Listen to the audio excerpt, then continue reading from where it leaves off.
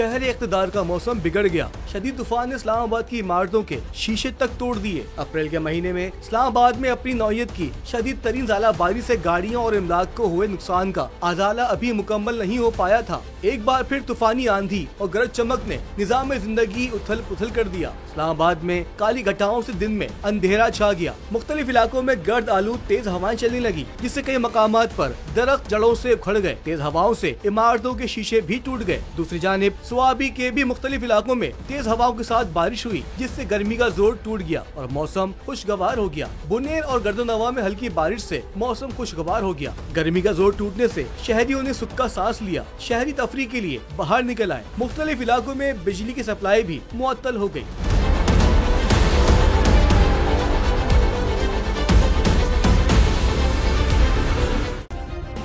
Subscribe करें और bell दबाएं ताकि कोई खबर रह न जाए।